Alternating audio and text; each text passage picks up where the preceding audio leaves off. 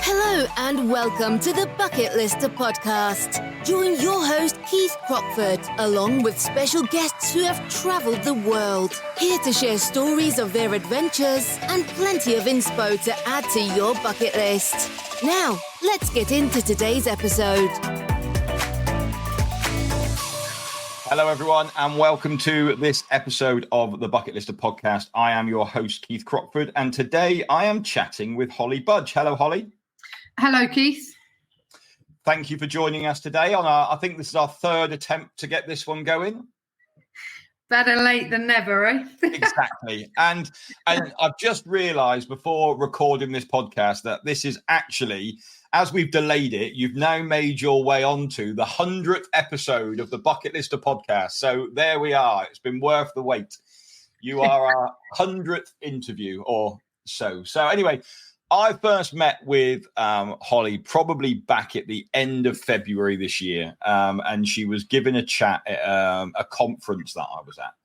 And as soon as Holly had finished the conference, I kind of went over and grabbed her and I was like, would you please come onto my podcast? Because that's such a super interesting story.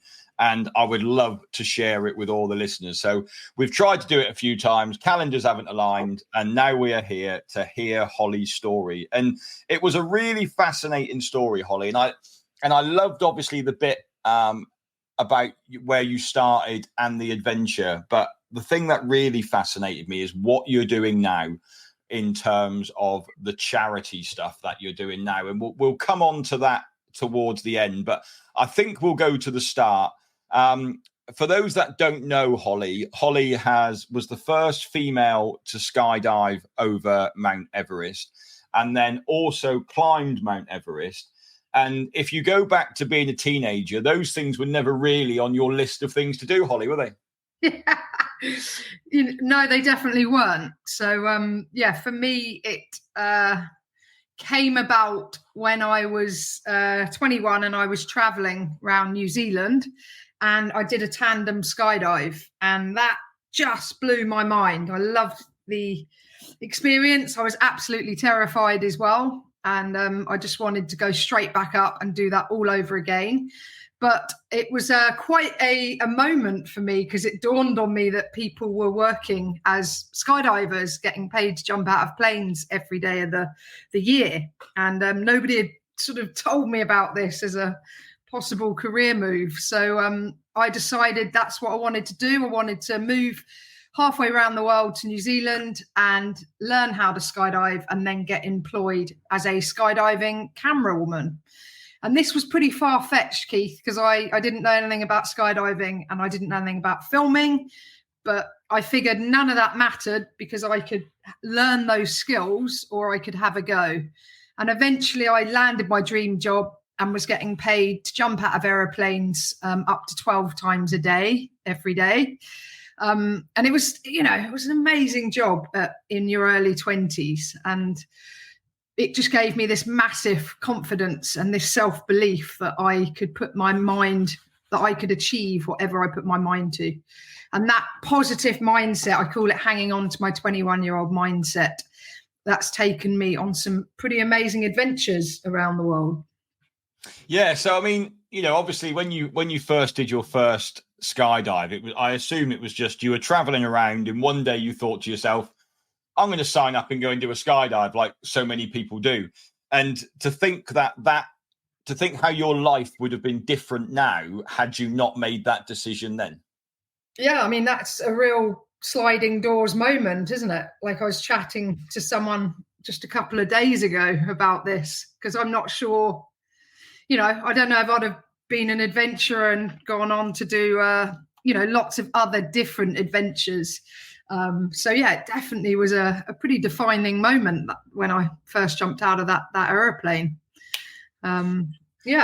So where did Everest come into this? Because, I mean, we've got some, after we spoke, we've actually got some mutual connections. And I was fully aware of the Everest skydive when it was happening. And obviously you were on that first ever skydive over Mount Everest. Like, where did you come from New Zealand to finding out about the skydive to then becoming part of that team that were the first team to ever skydive over Everest? Yeah, so when I first heard about that world first expedition to skydive Everest, I just knew that was an opportunity I wasn't going to miss out on as a skydiver. So I rang the organizer, and it quickly became apparent there were no other women signed up on that trip. So I knew that was my hook for getting sponsors on board to sponsor me to become the first woman to skydive Everest. And that really set the bar for me.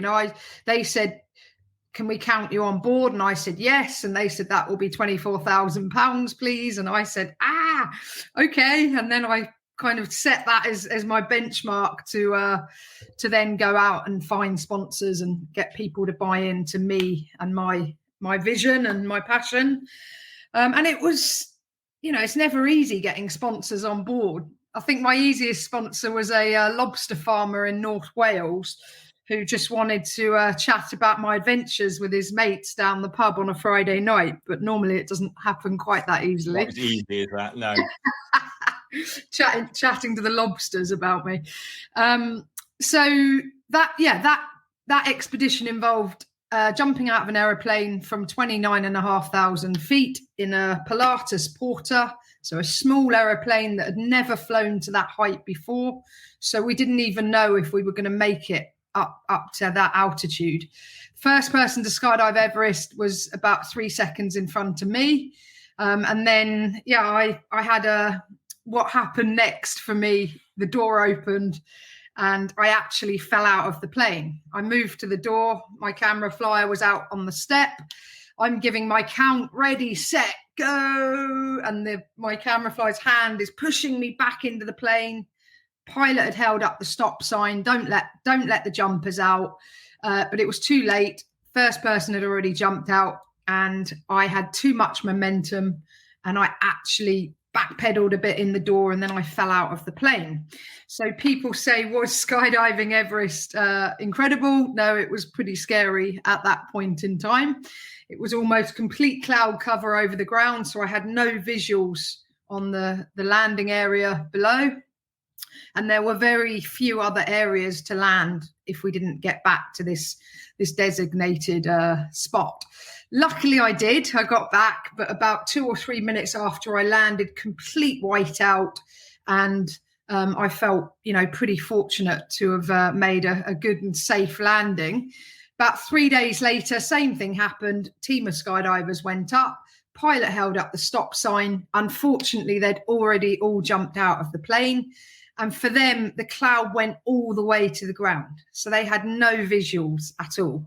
And one girl, had broken bones. Another guy landed in a yak farm. I just felt really fortunate to have walked away from that jump. And then Reuters, global news agency, were there with a microphone. I was babbling away. Got to Kathmandu the next day to fly home, was on the front of the Kathmandu Times. And then things just escalated from there. Got put in a hotel room, courtesy of the BBC, for 24 hours in London, and did 6 live TV interviews, BBC Red Sofa, breakfast show, and then a couple of interviews live out to America, CNN, CBS. And that was terrifying. That was the scary bit. I wasn't prepared. Probably no, not. That's a whole different level of ball game, isn't it? When it comes to that, like, you're an adventurer, you go and do these cool things, but you certainly do need training to stand in front of a camera and not say the wrong things. It's bad enough doing a podcast, never mind on live TV. But to be honest, Keith, when I was actually standing in front of someone, it was easier. With the American interviews, they literally put me in a room with a camera and a fake bookcase and just said, don't look anywhere else but this camera lens. And don't worry, you're just going out live to America. Terrifying. But then, in answer to your question, that's when I first laid eyes on Mount Everest, and I knew one day I would be back to climb to the summit, but I knew nothing about climbing, nothing about mountaineering. So none of that mattered because I knew I could learn those skills or I could have a go. And that's when I made climbing Everest a 5-year plan. And I went on and climbed as many mountains as I could to get, experience. And so that I could show up to Everest really strong and prepared and mentally and physically. And then I was horrified when I was on Everest to have met people that had never stepped foot on snow before climbing to the summit. And I just thought, why would you do that to yourself? Just going back to the skydive a minute, just for anyone that's listening that maybe has already been to base camp, because that's obviously one of the trips we do. We send a lot of people trekking to base camp. Like, where was your takeoff for the plane? Did you take off from Lukla? No, we were much further up the valley from Lukla. Have you flown into Lukla, by the way, Keith? Yeah, lots of times. Do you find it quite terrifying? I think you get that kind of nervousness about it every time you do it. I think, but having done it multiple times now, I just love looking at other people's faces who are doing it for the first time. That's kind of what gets me through it now, is seeing other people who have got no idea what to expect. They get on this aeroplane. It's noisy. It's like shaking all the time. It's dropping in the sky, and they think it's going to fall out of the sky. And it's just kind of like, they've only ever been, the smallest plane they've probably ever been on is an EasyJet to Alicante, not a small plane like this. Well, I'll make you laugh. Because I think it's pretty terrifying, because it is one of the shortest runways in the world, uphill, and with a mountain at the end of it, at high altitude. And so I walked in.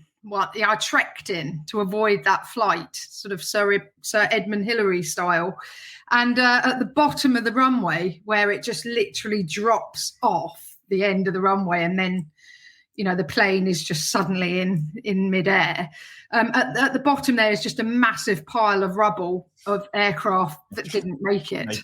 Yeah, so it didn't help my dispel any of that fear by walking in. Did you fly out, or did you helicopter out? I helied out. So it's the only time I've actually done a helicopter ride, in that area. And that was phenomenal. I absolutely loved it.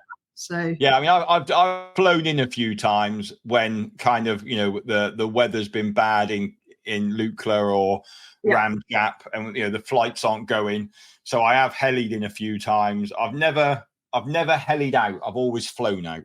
But sorry, Keith, I've just remembered on one expedition the weather did come in, and we actually got helied out in this like a military helicopter.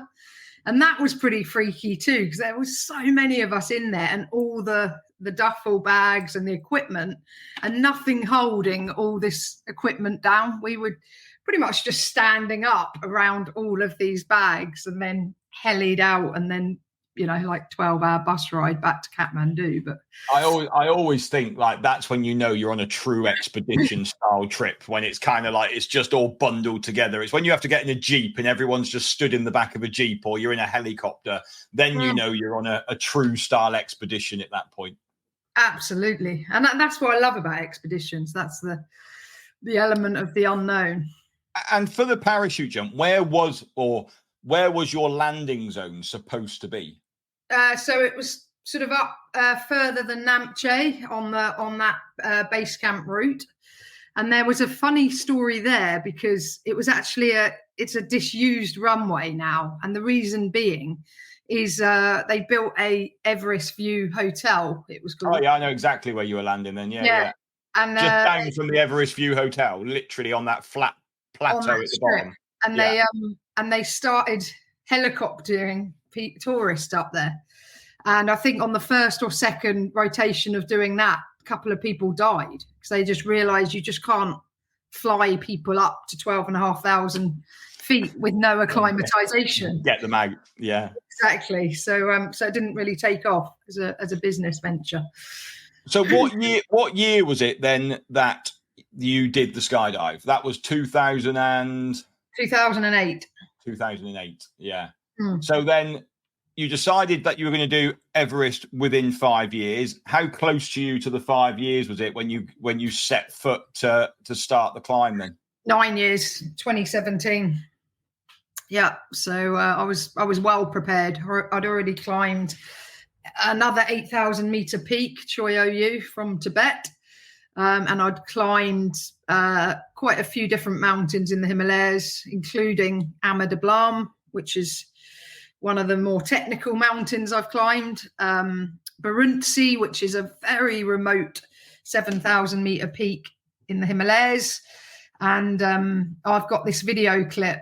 I wish I could. Oh, you'd have seen that when you saw my talk of me walking across these crazy little ledge with just these massive sheer drop-offs. Yes. Just to give a sense of how exposed some of these mountains are. And I climbed Mira Peak as one of my first peaks, 6,500 meters, and thought it would be a good idea to snowboard back down from the summit. Not one of my best ideas. Make it to the bottom? I did, but it was a bit sketchy, to say the least. And just silly, really. There was no need. So, I mean, I'm interested to know then, in terms of when you skydived Everest, yeah, your job was as a skydiver. So, you were a professional. Yeah. When you got to climbing Mount Everest and you had spent all that time training, would you have said at that point then you were a mountaineer?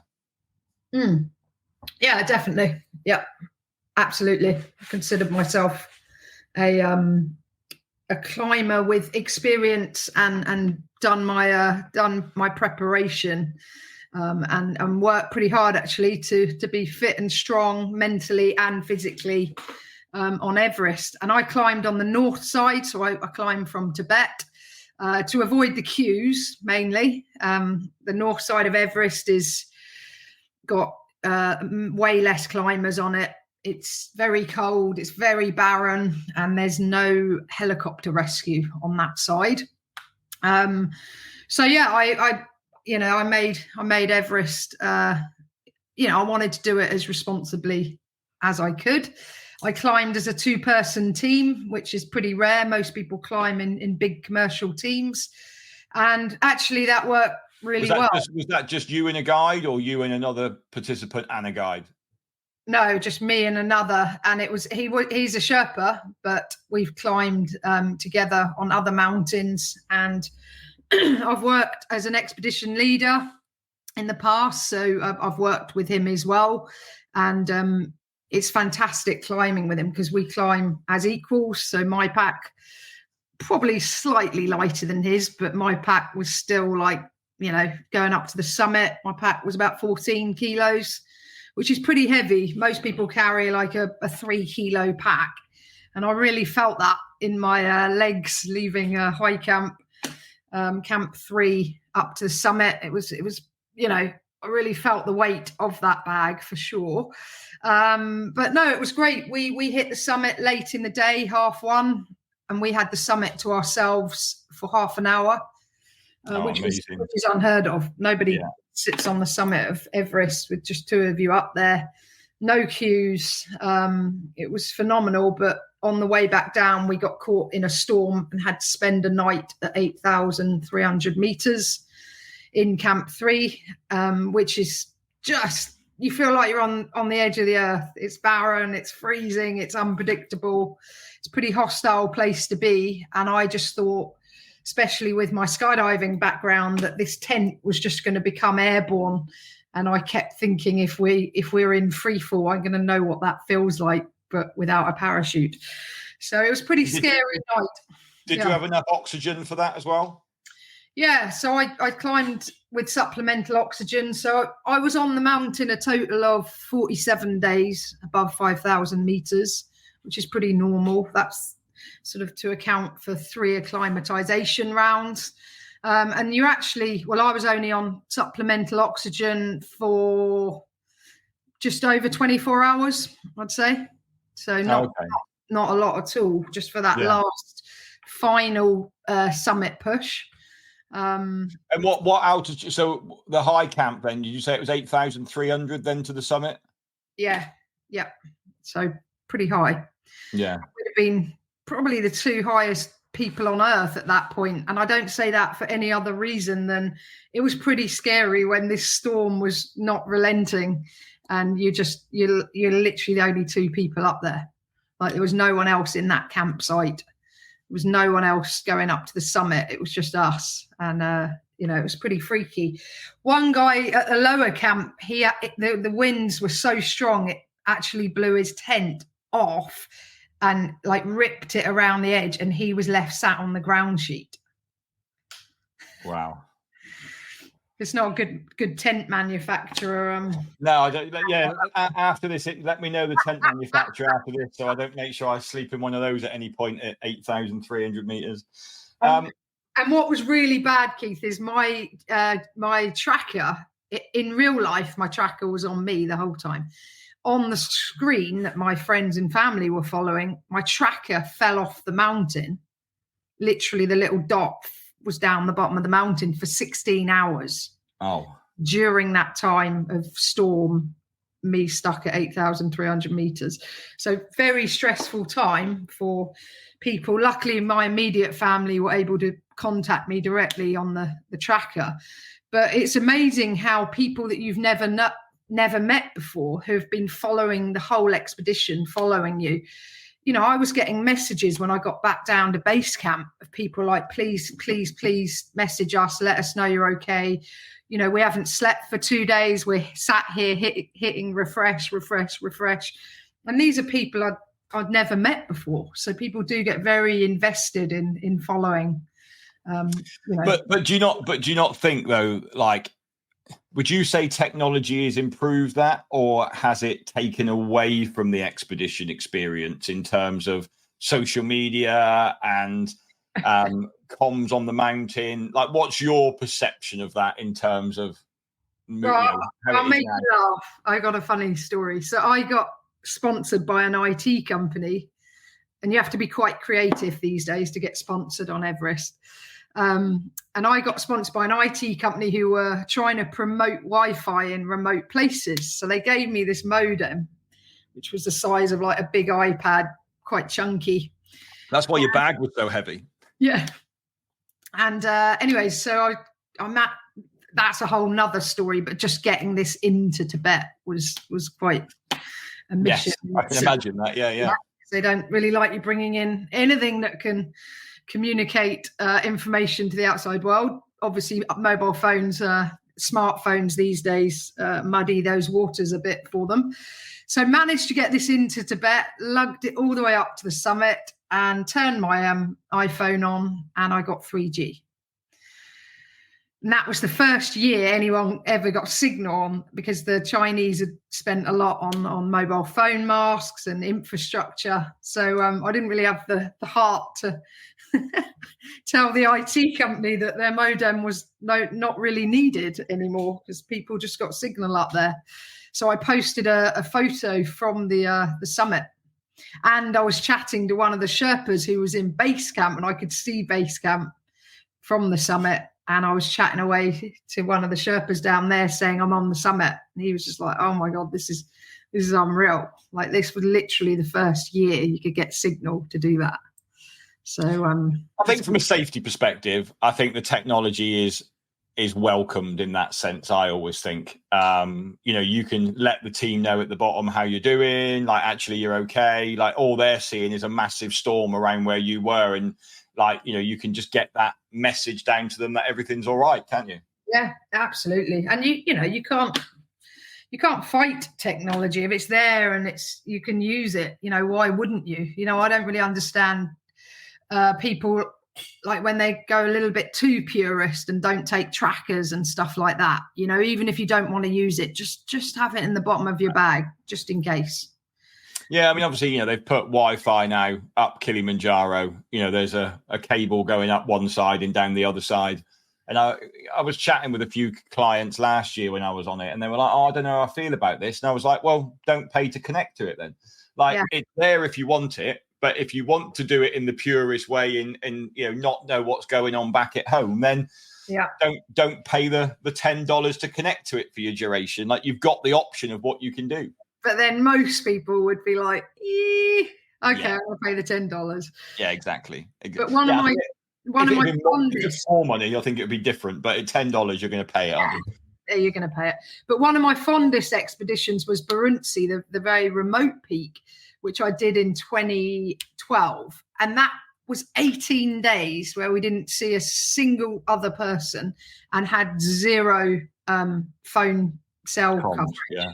And that was surreal. That was brilliant. I loved that, and it wasn't until we got back to like Namche, you turn your phone on. Yeah. Bing, bing, bing, bing, bing. But it was it's actually interesting because I've managed to somehow be logged out of my Facebook account, and I've been fighting with Facebook for like the last 3 weeks to get my Facebook account back on. And I've just had I've just had this detox from it. I've had no access to Facebook, and you suddenly realise, like, I've just been far more productive. I'm not constantly on my phone looking at pings and looking at what's happening. And I do need to get my Facebook back because it is quite for business. I do need it back, but I am still fighting that with Facebook as we speak. So you finished Everest. Did you give up mountaineering? No, I haven't given up mountaineering, but I haven't climbed another 8,000 meter peak since. I would love to. K2 is definitely a mountain I'd love to do, but I've been forbidden to climb that by my mum. She's far too well read. Far too well read.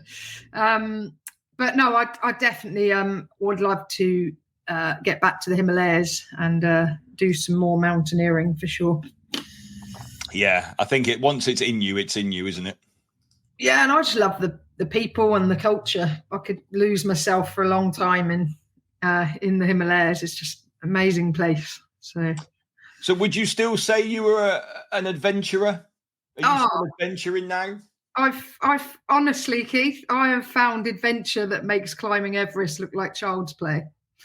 And that is patrolling on the front line in Africa with all female and mixed ranger teams.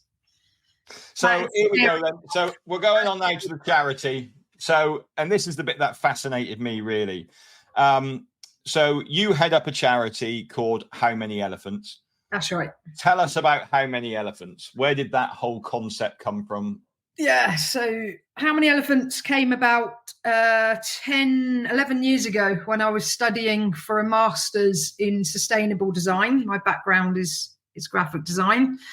And so I actually went to the University of Brighton to study a material called vegetable ivory, which is a nut from a palm tree from South America. And it's almost identical in colour and texture to elephant ivory. And that's what got me researching the African elephant crisis. And I haven't stopped. So since then, that kind of opened this whole new incredible journey. A bit like at the beginning when we were talking about the skydive being a defining moment in my life, going and doing my master's was an incredible experience. So I wanted to use my skills as a designer to come up with a fresh awareness raising campaign to show 96 elephants being poached each day in Africa. So I built this necklace. It's quite a piece. It's won 5 design awards so far, and it's 96 elephants cut in vegetable ivory to show the daily poaching rate.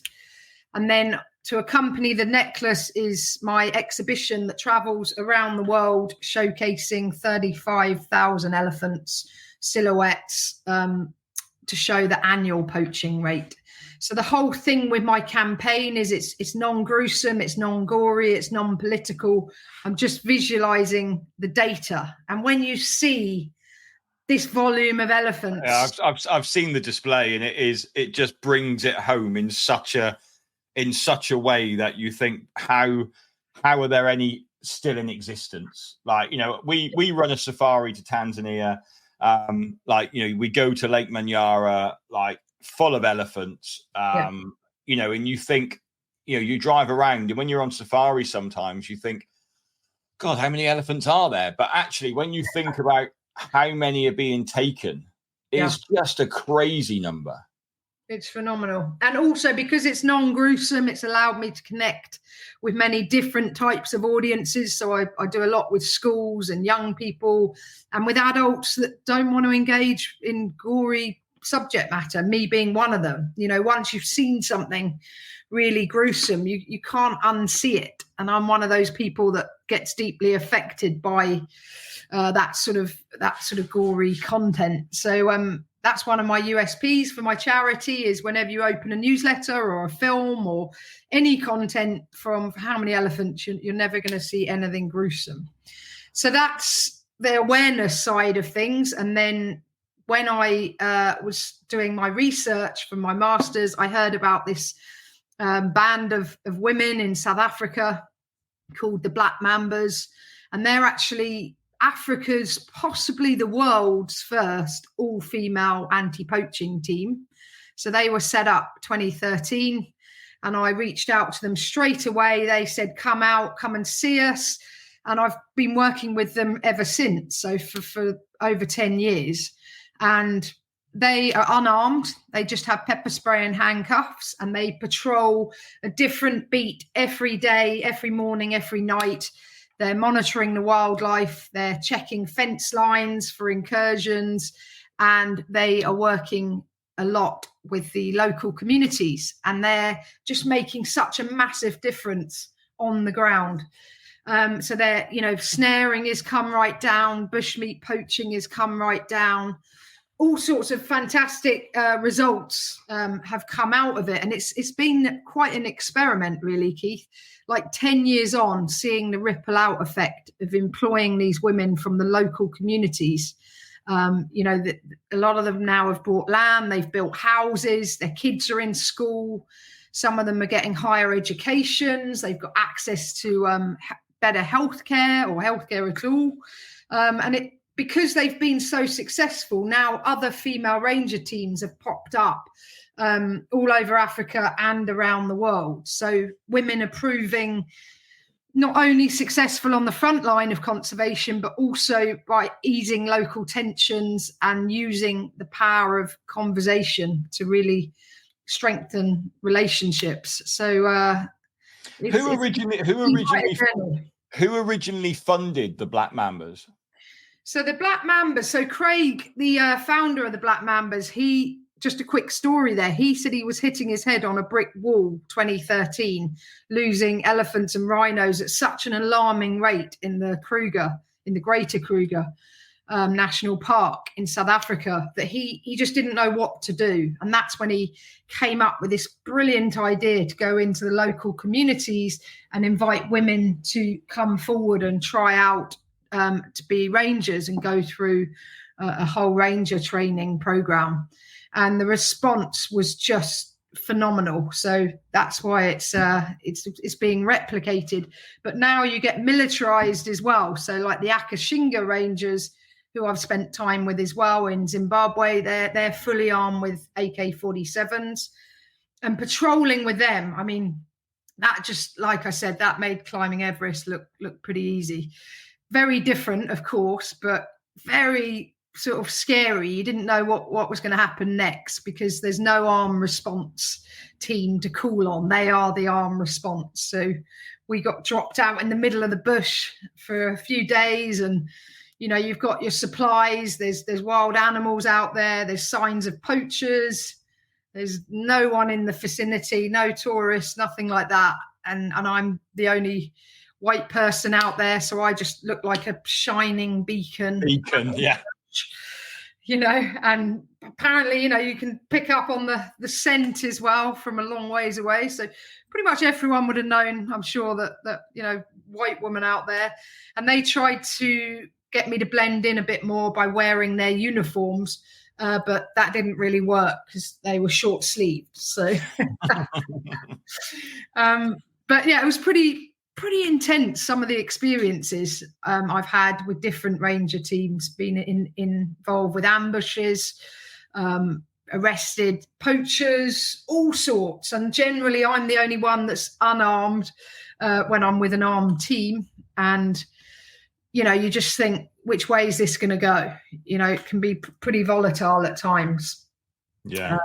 I've forgotten your original question. Sorry, Keith. Got excited then. How the Black Mambas were funded was the original question. So mainly philanthropy, NGOs, let's say like myself, like How Many Elephants, but also government funding. But that got cut 2 years ago. So now they're entirely privately funded.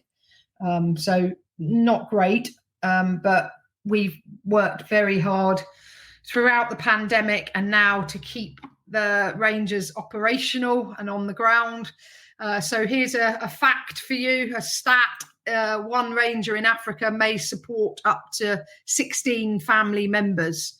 So during the pandemic, many rangers were laid off or had significant salary cuts. And you can imagine the knock-on effect of that was absolutely huge. So it's been a challenging time to be raising money, fundraising as a charity. But we are going into our 5th year and we're still here and still going, and more rangers are being trained and deployed. So it's actually. And what would you say with How Many Elephants? Would you say you're there to raise awareness predominantly, or are you there to try and raise as much funds as you can as well?